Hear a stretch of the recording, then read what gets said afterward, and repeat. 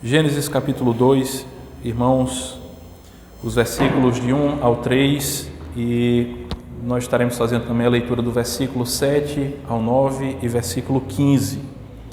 A palavra do Senhor nos diz assim: Assim, pois, foram acabados os céus e a terra e todo o seu exército, e havendo Deus terminado no dia 7º a sua obra que fizera, descansou nesse dia de toda a sua obra que tinha feito, e abençoou Deus o dia 7º e o santificou, porque nele descansou de toda a obra que como Criador fizera.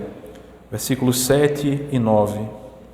Então formou o Senhor Deus ao homem do pó da terra, e lhe soprou nas narinas fôlego de vida, e o homem passou a ser alma vivente. E plantou o Senhor Deus um jardim no Éden, na direção do Oriente, e pôs nele o homem que havia formado. Do solo fez o Senhor Deus brotar toda sorte de árvores agradáveis à vista e boas para alimento, e também a árvore da vida no meio do jardim, e a árvore do conhecimento do bem e do mal. O versículo 15 nos diz assim: Tomou, pois, o Senhor Deus ao homem e o colocou no jardim do Éden, para o cultivar e o guardar. Amém. Senhor, nós agradecemos a Ti, Senhor, por Tua palavra. Ela é fonte de vida, a Tua palavra ilumina o nosso caminho. É o maior tesouro, Senhor, da Tua igreja, é a Tua palavra. A Tua palavra que comunica a Tua salvação, a Tua palavra que é aplicada em nós através do Teu Espírito Santo, nos faz uma nova criatura, nos dá um novo coração. Abençoa-nos, Senhor, para que possamos refletir, meditar e guardar a Tua palavra em nosso coração.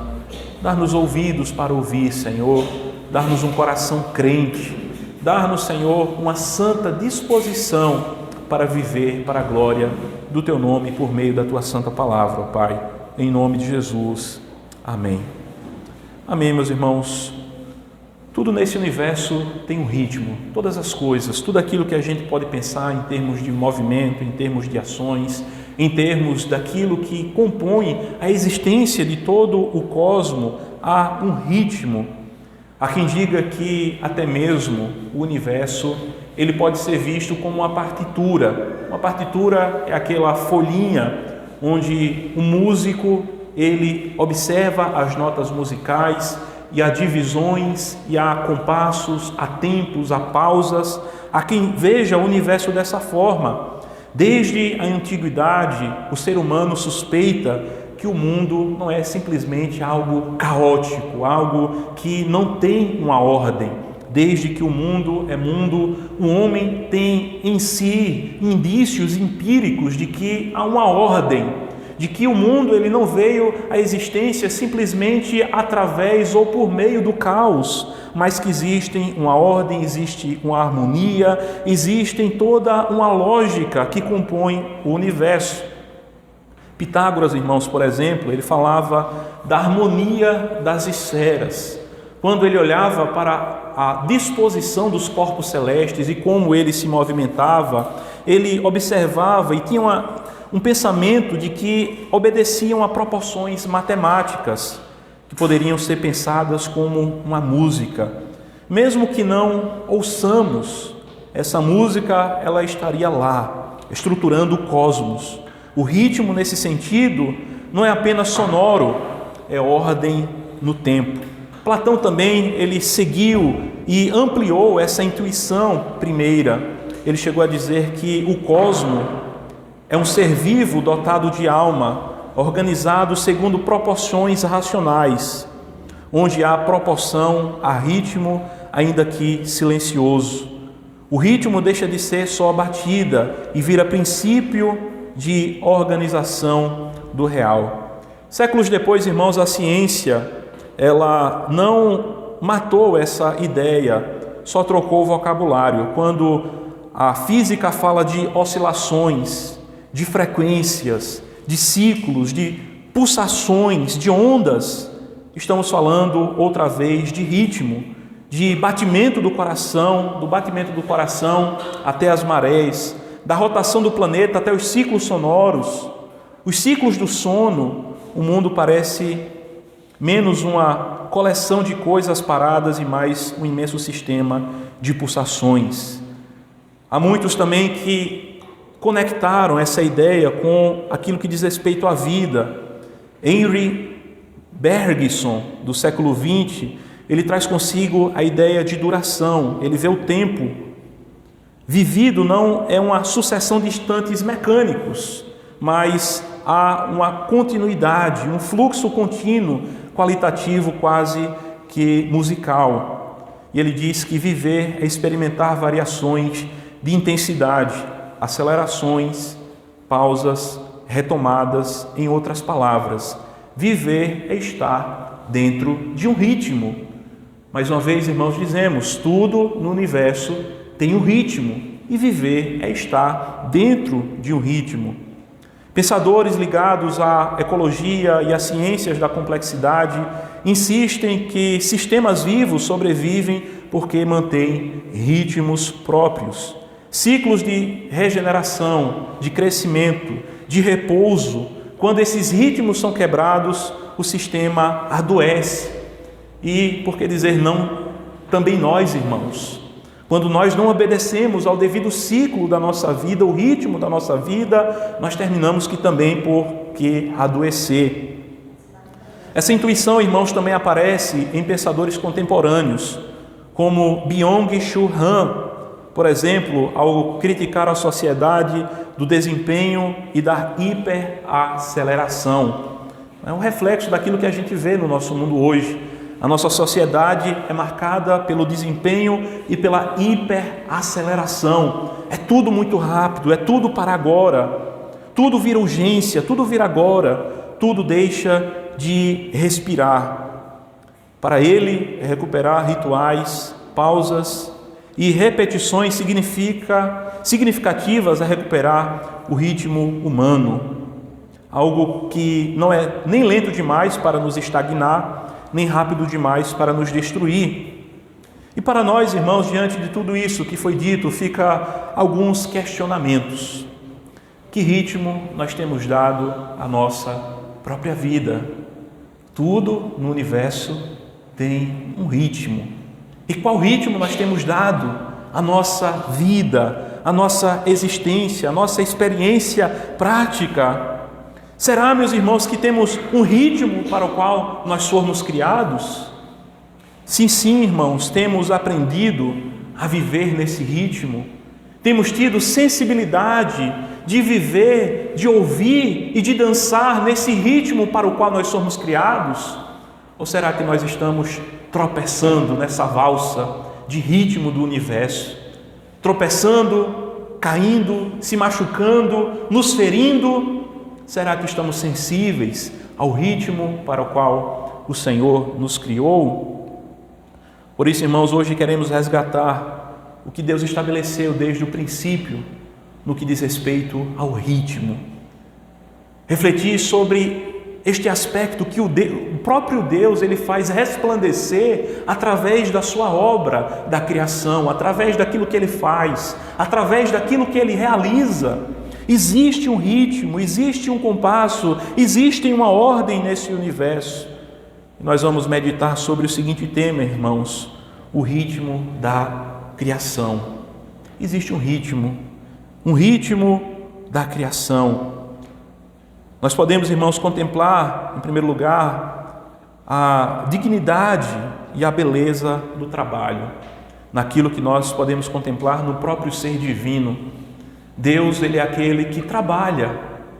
Há alguns que, ao longo da história, tiveram um trabalho como sendo menos digno para um ser humano executar. Alguns que colocaram o ócio ou a vida de distanciamento de trabalhos braçais como sendo algo superior. E quando nós olhamos para o ato da criação de Deus, nós vemos o próprio Deus trabalhando, irmãos, dia após dia, trabalhando em uma sequência de dias.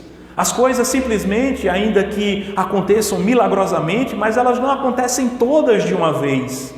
Há uma ordem, ao primeiro dia, ao segundo dia, ao terceiro dia, ao quarto, o quinto, o sexto. E aqui, irmãos, no texto que nós estamos diante dele, é o clímax, o ponto maior da criação. Deus chegou no sexto dia. E agora, o que é que vai ser desse dia? Nós estaremos refletindo logo mais adiante. Mas o fato é, irmãos, que Deus coloca a mão na massa.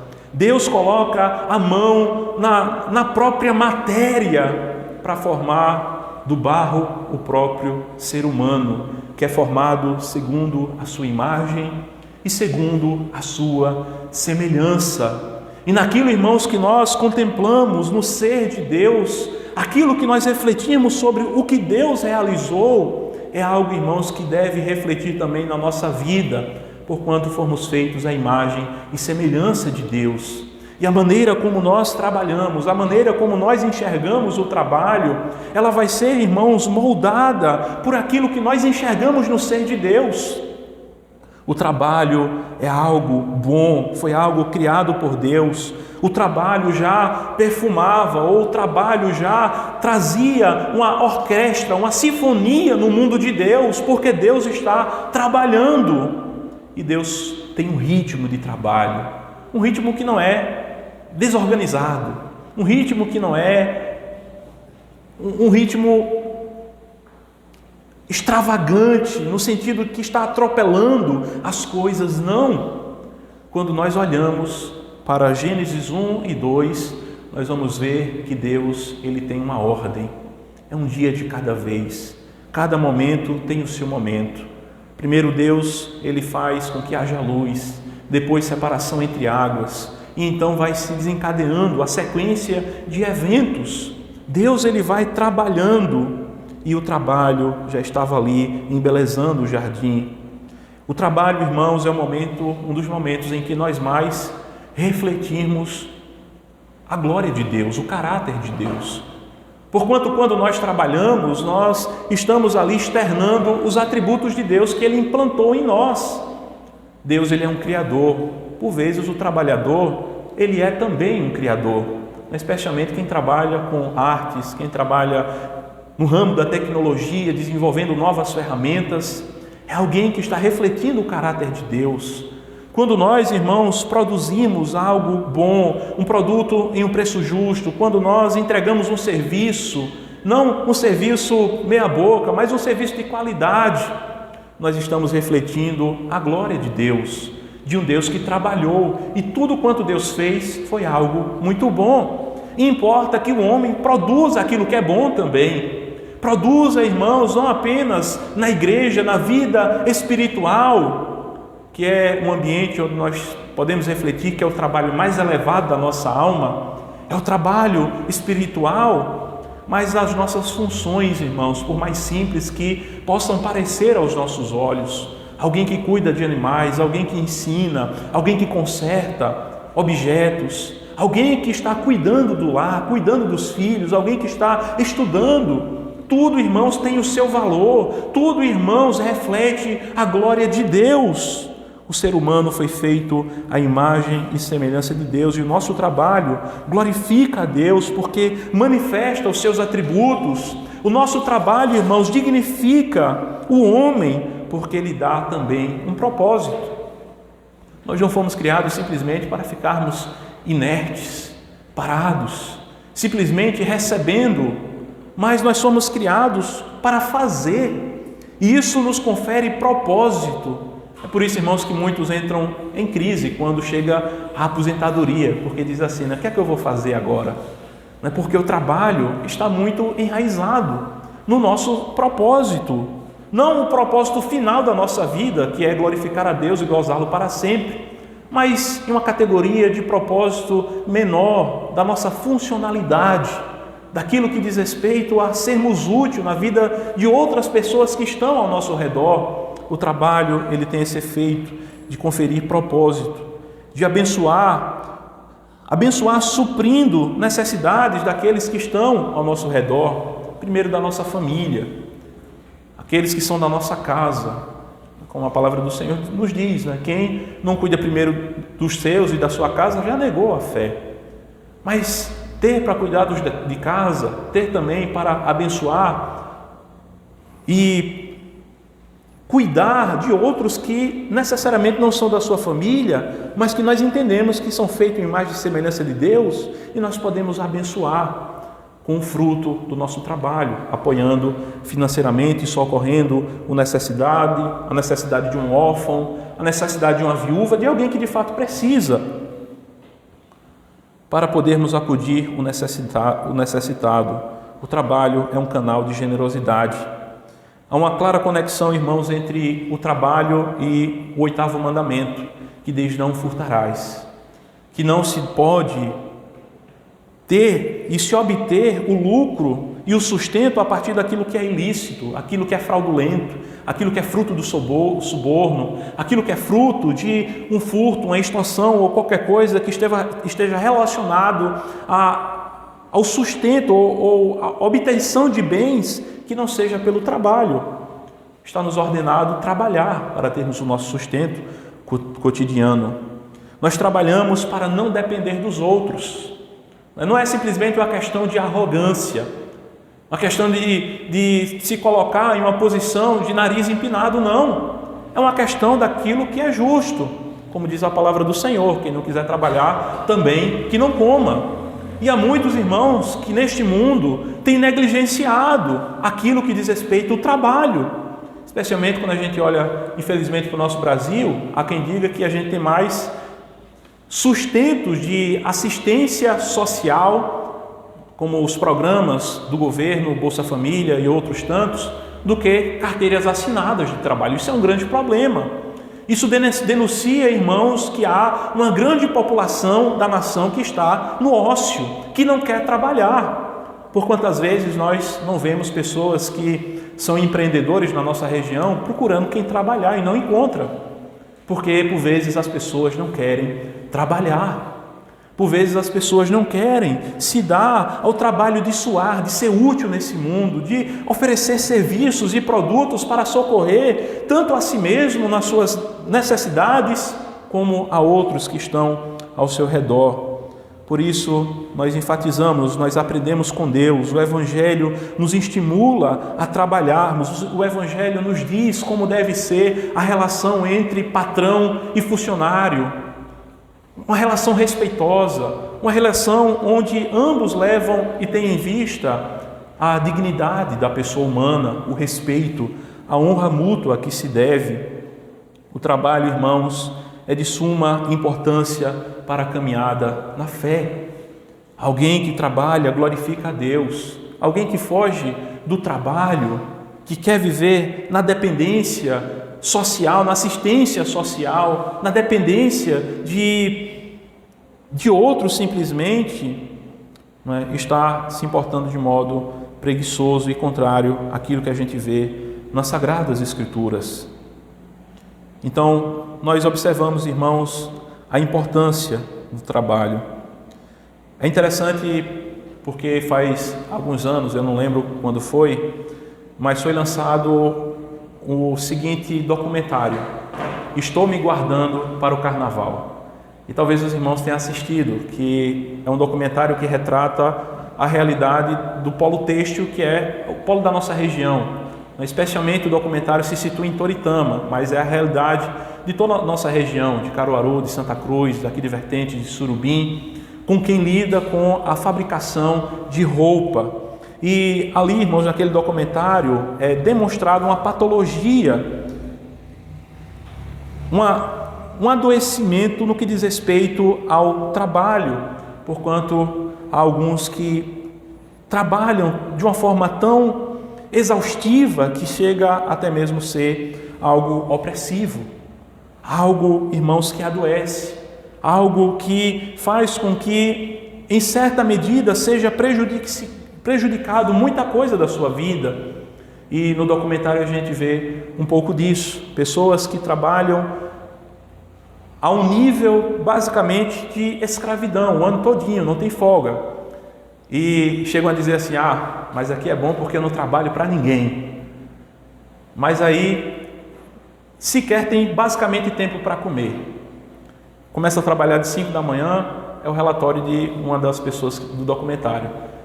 E vai até às 10 da noite, isso todos os dias, e não vê que tem vivido para trabalhar e não trabalhado para viver.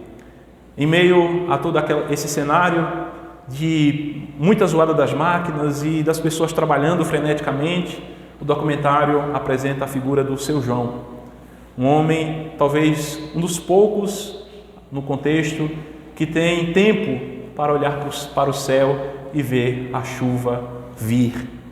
Tempo de contemplação, tempo para um descanso. Há uma necessidade de trabalho, mas o trabalho precisa ser feito com moderação. O trabalho não pode ser um índolo faminto, que exige de nós a nossa saúde, o tempo com os filhos, a paz de espírito, a conexão com o sagrado. O trabalho, irmãos, precisa ser algo para nós vivermos.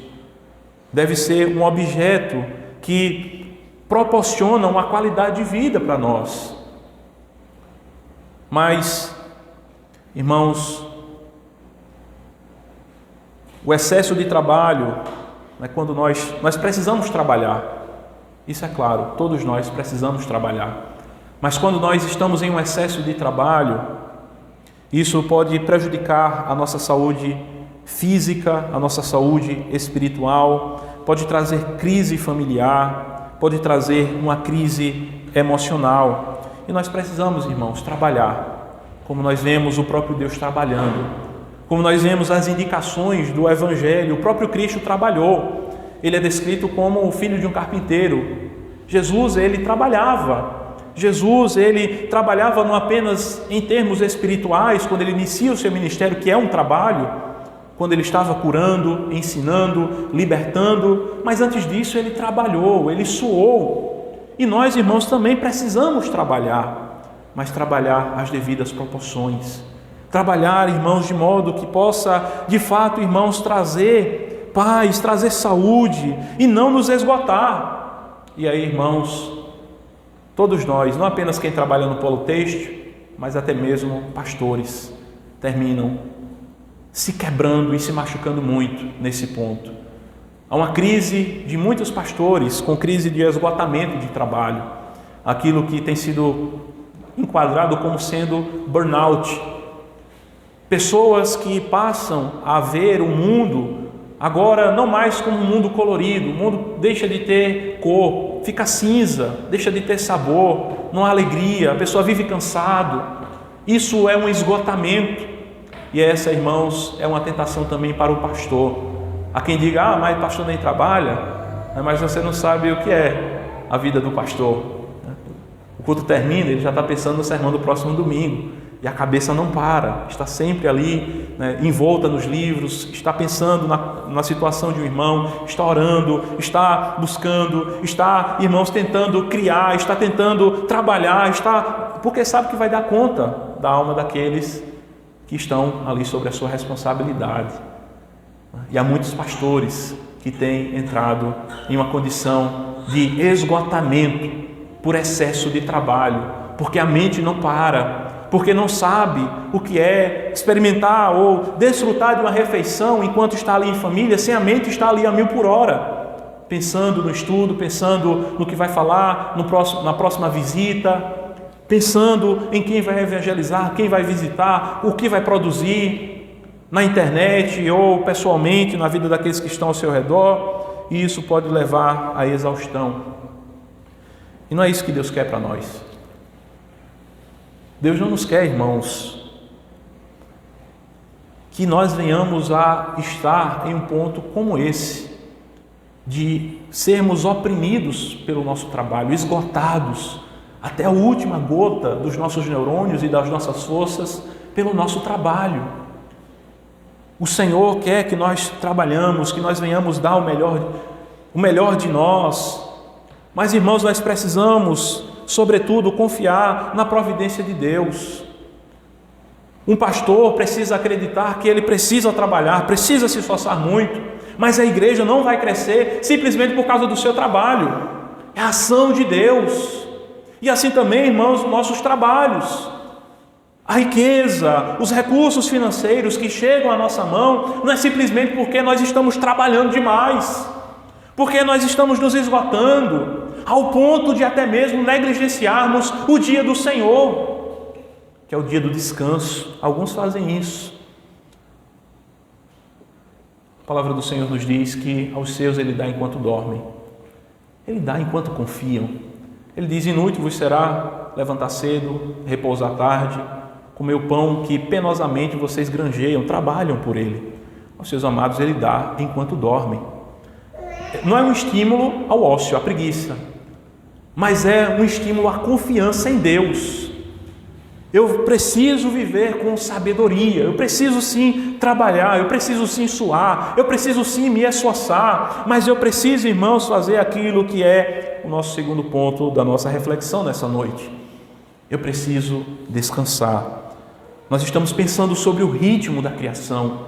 É um ritmo de trabalho, mas não é esse trabalho desenfreado, como especialmente a consequência da Revolução Industrial, que de modo cômico, em certa medida retratado por Tempos Modernos, de Charlie Chaplin, onde ali a pessoa trabalha tanto que fica com a mente perturbada, ele fica ali apertando os parafusos e tem uma hora que ele fica louco, apertando tudo que é coisa que vem na frente dele. Eu já passei por isso, irmãos.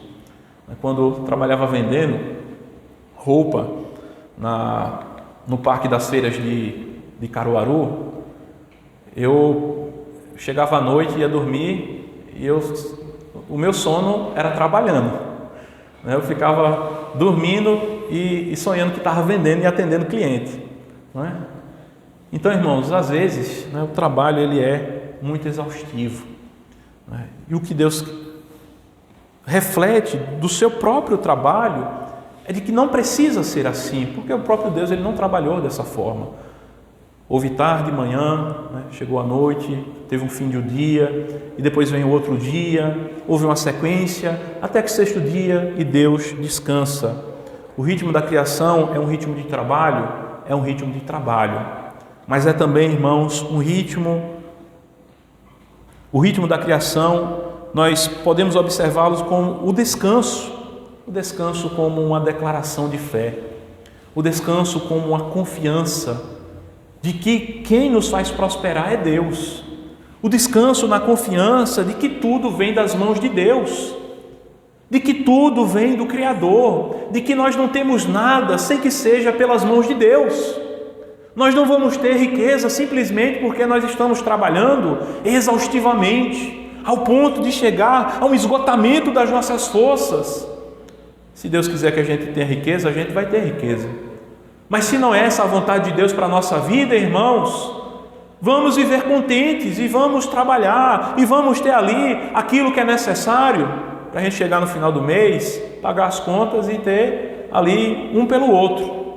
Mas graças a Deus não ficar devendo a ninguém, graças a Deus não ficar desesperado, colocando a mão na cabeça, contentes e satisfeitos, irmãos, com aquilo que Deus nos tem dado, a providência daquilo que o Senhor tem nos concedido, e aquilo que nós vemos no ser de Deus, no que diz respeito ao trabalho, nos impulsiona também, irmãos, a descansarmos em Deus. Isso glorifica a Deus por sua soberania. Deus é soberano, irmão, sobre o nosso trabalho. Deus é soberano, irmão, sobre aquilo que diz respeito ao nosso suor e ao nosso sustento. E nós precisamos confiar em Deus. Deus descansou no sétimo dia. Será porque foi porque Deus ficou cansado? Claro que não, né, irmãos? Deus, ele é o Todo-Poderoso. Não se cansa, nem se fadiga. Deus não fica fatigado. Deus não fica, como às vezes a gente fica, quando depois de um dia muito cansativo de trabalho, às vezes já aconteceu isso comigo, eu dizer assim, hoje quando chegar em casa eu vou estudar um pouquinho. Isso acontecia quando eu trabalhei em uma empresa, e a gente tinha um trabalho lá de carregar caminhão com água mineral, garrafinhas, garrafões e outros serviços mais. Aí eu dizia assim, não, hoje a gente vai largar cedo, umas 6 horas eu estou em casa, eu vou estudar. E aí eu pegava o livro e dormia em cima do livro. Deus não fica assim, irmãos. Ele não descansou porque estava fadigado. Ele descansou para celebração, ele descansou para se alegrar, ele descansou para fazer uma festa. E é assim, irmãos, também que nós descansamos, especialmente quando nós pensamos no dia do Senhor, o sábado cristão, que é o domingo, o dia que Cristo ressuscitou, o dia que Cristo apareceu para João na ilha de Patmos, o dia que a igreja começou a se reunir de casa em casa, como se vê no livro de Atos, passou a ser, dentro da tradição cristã, o dia do Senhor, o descanso do crente. E nesse dia, irmãos, nós celebramos, nesse dia nós nos alegramos com sabedoria, não como alguns fazem. Alguns dizem assim: não, hoje chegou sextou, é sexta-feira. E o tipo de descanso que alguns vão se dar é um descanso de sabotagem, é um descanso de autodestruição, porque é um descanso do entretenimento, é o descanso da bebedeira, é o descanso de passar a noite todinha acordado, da sexta para o sábado e do sábado para o domingo, e às vezes até do domingo para a segunda, dormindo pouco, aí chega no trabalho esgotado, sem força para trabalhar. E eu me lembro que alguns anos atrás, quando eu trabalhei em uma loja chamada Photoshop, lá em Caruaru, e eu achava interessante o cuidado que o patrão ele tinha lá, o dono do negócio, o Marcos. Ele por vezes aconselhava os seus funcionários dizendo: cuidado com o final de semana, não vão se desgastar ao extremo, vão curtir o descanso de vocês com sabedoria, porque segunda-feira vai chegar e você vai precisar produzir. E eu achava muito preciosa esses conselhos que ele dava. E nós podemos, irmãos, refletir sobre isso e tomar para a nossa vida, sim, aproveitando o nosso descanso, os dias de descanso, de fato para descansar, de fato para desconectar do trabalho, de fato às vezes é preciso você ficar offline, não atender clientes, ou deixar o patrão tomar conta de si mesmo lá, ele não vai morrer, é o seu descanso. Às vezes é preciso fazer isso e descansar, dormir bem, se alimentar bem, descansar para poder produzir naquilo que nós somos chamados, nas nossas funções cotidianas, nos nossos trabalhos, nos nossos serviços cotidianos. A vida não é um ciclo sem fim de trabalho, mas é uma vida que precisa culminar em celebração. Santificar o descanso significa separá-lo. Foi isso que Deus fez, separou o sétimo dia. Quando você separa, você faz uma declaração profética ao mundo, dizendo: eu não sou um escravo, eu não sou um escravo do trabalho, eu não vivo para trabalhar, eu trabalho para viver, eu trabalho para a glória de Deus. Eu trabalho confiando no Deus que me sustentou até agora, Ele vai continuar me sustentando. Se eu parar nesse dia para adorar, como é o dia do Senhor, o dia de descanso, o dia que nós dedicamos a nossa vida a um trabalho especial, um trabalho espiritual. Nós estamos aqui reunidos em um trabalho espiritual. Nós estamos em adoração. Assim, as famílias precisam ter esse propósito. O crente precisa ter essa consciência. É um dia de descanso, é sim um dia de descanso, mas é também um dia de trabalho, um dia para colocarmos a nossa alma à disposição de um pouco mais especial em prol do reino de Deus, um dia para a gente ir não apenas para a igreja, mas quem sabe fazer uma visita, quem sabe fazer um evangelismo, quem sabe fazer algo mais, passar um tempo maior em oração. Talvez durante a semana você não consiga passar tanto tempo em oração, você não consiga passar tanto tempo lendo a Bíblia, mas chega o domingo, nesse dia é o dia de parar, e é o dia de descansar, e é o dia de dar atenção ao trabalho espiritual. O descanso é um ato de resistência contra a idolatria do eu, contra a idolatria do trabalho. Existe, irmãos, uma crise de descanso mínimo. Existem pessoas que ficam culpadas, se sentem culpadas quando param para descansar. Eu já teve momentos na vida que eu fiquei assim. Eu fiquei me sentindo culpado.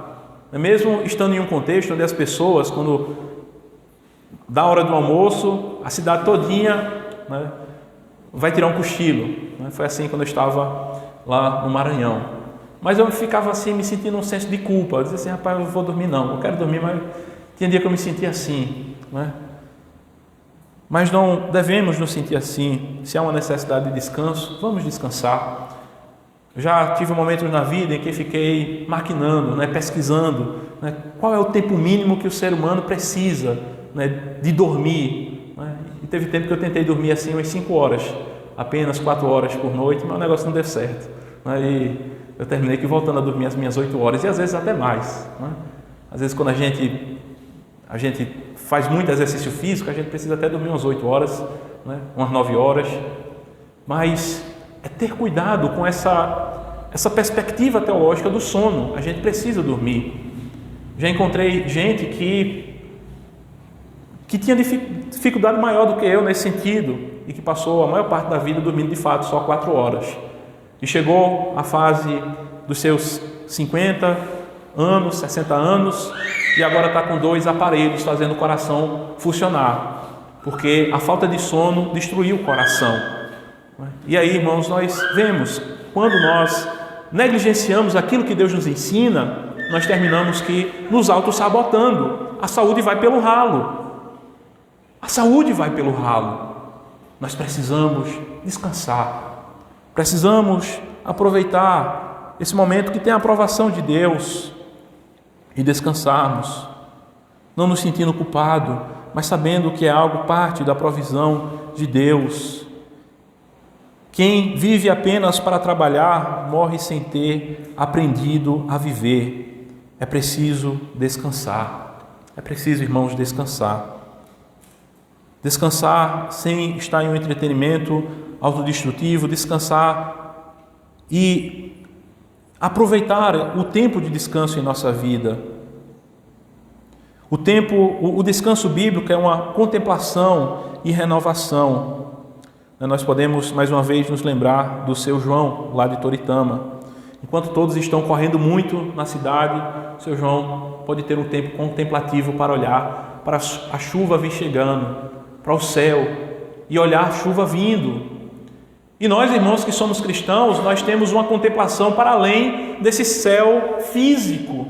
Nós olhamos para a realidade transcendente de um Deus que nos vê, de um Deus que nos contempla, de um Cristo que está ressurreto, está sentado à direita de Deus Pai Todo-Poderoso. E nós podemos contemplá-lo pela fé, irmãos, à semelhança de Estevão, que quando estava ali sendo apedrejado, ele teve uma visão do Cristo entronizado.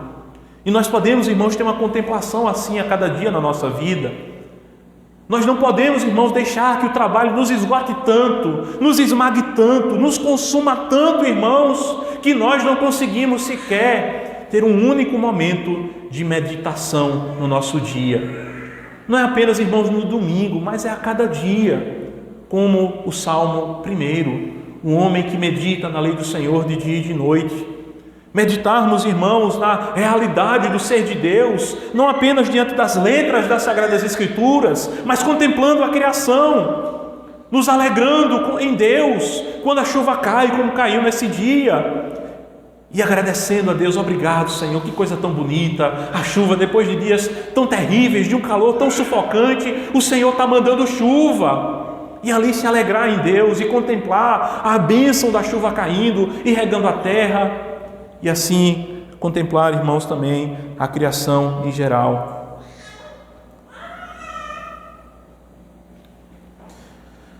É um presente de Deus, irmãos, é um presente de Deus, é a graça de Deus trabalhando em nossa vida. O descanso é uma recompensa da graça de Deus. O pecado, irmãos, ele quebrou essa dinâmica. No Éden, o descanso era natural, após a queda, ele se tornou difícil. O trabalho virou opressão e o descanso virou preguiça para muitos, ou até mesmo luxo. Mas não é luxo. Descanso não é coisa para rico. Descanso é coisa para todo mundo, irmãos. Descanso é para quem é gente. Você é gente? Você é um ser humano? Você é uma pessoa? Você precisa de descanso. Você precisa descansar a sua mente e o seu corpo. E o maior descanso, irmãos, é o descanso que nós encontramos por meio da redenção em Jesus Cristo. É claro, irmãos, nós podemos descansar. Esses dias eu tive 10 dias para tirar umas férias. E eu pude descansar, fui para um chalé, fiquei ali, foi uma coisa maravilhosa. Mas o verdadeiro descanso, irmãos, da alma do crente é Cristo. O descanso é uma pessoa e se chama Jesus. Por mais, irmãos, que venhamos tirar uma férias, ir para uma praia, passar 30 dias na praia, por mais que venhamos tirar uma férias, ir para, quem sabe Deus abençoar a gente para a Europa, ir para a Argentina, ir para onde for, sem Jesus nós não encontramos o verdadeiro descanso. Jesus diz: vinde a mim, vós todos que estáis cansados e sobrecarregados, e eu vos aliviarei. É possível descansar do cansaço físico, do cansaço do trabalho físico, mas o descanso espiritual só em Jesus, irmãos. O descanso espiritual é em Jesus que nós encontramos, naquele que redime o homem, naquele que traz redenção para o nosso trabalho, naquele que traz redenção para o nosso descanso. Jesus trabalhou, mas Jesus descansou. Estavam os discípulos no barco, Jesus estava também, Jesus dormia. Ele dormia a descansar. Jesus, ele dormiu, Jesus descansou. Jesus está agora no descanso eterno, na glória celestial, ainda que espiritualmente ele continue trabalhando por nós, fazendo intercessões como sacerdote da nossa alma. O trabalho faz parte da agenda dos remidos na eternidade, mas será um trabalho sem peso, o peso do espinho, sem a dor do cansaço, sem a ansiedade da escassez. Na eternidade, irmãos, nós entramos para o descanso de Deus, mas ainda vai ter trabalho lá. Mas não é um trabalho como o trabalho aqui, que produz, como diz a palavra, a terra passou a produzir cardos e abrolhos. Nós temos uma perspectiva de um trabalho na eternidade. Um trabalho que será suave, um trabalho que será, irmãos, perfeito para a glória do Senhor. Nós podemos pensar nessa perspectiva escatológica. Meus irmãos, não permitam que o mundo molde a imagem de uma engrenagem. Não queira ser uma máquina. Há muitos que ficam felizes. Já vi muito isso no trabalho. Dizendo, de gente olhando para alguém assim que é mais, disposto a dizer assim: fulano é uma máquina, vê? O homem é uma máquina, trabalha demais. Não queira ser uma máquina. Não queira ser um monte de engrenagens. Você é um ser humano, você é feito de carne e osso, você tem um espírito, você tem uma alma. Não venda a sua alma diante dos dítames opressores desse mundo para querer esgotar a sua alma, o seu tempo com Deus, o seu tempo com a sua família, o seu tempo de contemplação, o seu tempo de qualidade de vida. Não queira ser uma máquina. Seja aquilo que Deus o fez para ser. Seja uma criatura formada à imagem e semelhança de Deus, um homem feito de carne e osso. Olhe, o trabalho glorifica a Deus, mas o descanso honra a fidelidade de Deus. Pare, olhe para os céus, respire o fôlego que Ele soprou em suas narinas. Lembre-se, você é uma alma vivente, não uma ferramenta de produção. É uma alma vivente, não uma ferramenta de produção. Sobretudo, guarde de modo bem especial em seu coração que o verdadeiro descanso, irmãos, mais uma vez nós repetimos, é uma pessoa. Não esqueça disso. O verdadeiro descanso não vai ser rolando o feed de notícias do aplicativo da rede social que você usa. O descanso é em Jesus, é em oração, é em devoção, é entrega ao Senhor. Algumas sugestões, irmãos, que podem nos ajudar. Experimente fazer no seu cotidiano uma comida que seja demorada. O ritmo de trabalho, irmãos, por vezes exige que a gente só queira o fast food, a comida rápida, a comida que a gente pede e alguém já preparou e trouxe para a gente. Pare um pouco em algum momento da sua semana e vá fazer aí uma comida que dá muito trabalho de fazer. Faça uma cooperativa dentro de casa, pare, chame todo mundo, nós vamos trabalhar aqui, nós vamos despenar essa galinha, vamos preparar aqui, vamos fazer alguma coisa que leva tempo, que gasta tempo. é uma coisa prática, irmãos, para a gente colocar no nosso dia a dia.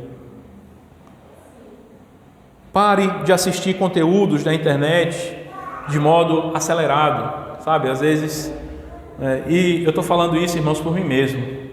Boa parte daquilo que eu escuto e assisto, eu escuto em 2x, e se deixar o aplicativo para 4x, eu escuto em 4 vezes mais acelerado, né? Então, por vezes é importante você voltar, eu e você, nós voltarmos e passarmos a escutar, né, as pessoas falando num ritmo normal, de uma prosa normal, de uma conversa normal, sem estar acelerado em 2x, que são ferramentas que a gente tem hoje na nossa mão. Algo também que pode ajudar é brincar com as crianças, né? Brinque com seus pequeninos, faça uma jardinagem, vá pintar alguma coisa, escrever à mão, sem simplesmente digitar. Vá ler em voz alta, vá caminhar, fazendo uma caminhada contemplativa, ou escute um álbum musical completo, sem ser apenas músicas aleatórias. Fique offline, desligue a internet, nem que seja pelo menos uma vez na semana ou na hora de dormir e um pouco ali antes de você iniciar o seu dia, né? Não sei se o seu dia começa às 8, o seu trabalho começa às 8, né? Tente não acordar e já ir direto para as notícias da internet. Pode ser algo que vai lhe ajudar a descansar um pouco, a relaxar um pouco, a ter um pouquinho mais de qualidade, de descanso. Que essa mensagem, irmãos, encontre lugar no nosso coração. Nós refletimos sobre o ritmo da criação. O ritmo da criação, irmãos, ele é refletido no próprio ser de Deus. Nós vemos Deus trabalhar, nós vemos Deus descansar. Nós precisamos trabalhar, mas nós precisamos descansar. Que essa palavra, irmãos, encontre lugar no nosso coração e possamos viver o ritmo da criação, sensíveis àquilo que Deus fala, aquilo que Deus compôs como sendo o ritmo, o compasso no qual nós precisamos nos mover, trabalhando e descansando para a glória do Senhor. Te agradecemos, Senhor, pela Tua palavra.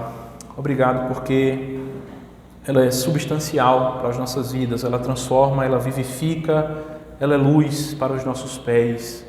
Ajuda-nos, Senhor, para que possamos trabalhar, sermos os melhores trabalhadores, darmos o melhor de nós mesmos, para a glória do Teu nome, não para aparecer para as pessoas. De modo, Senhor, que venhamos trabalhar confiando no Senhor e aproveitando o momento de descanso, com sabedoria e uma perspectiva de fé. Assim nós oramos, ó Pai, e te agradecemos em nome de Jesus. Amém.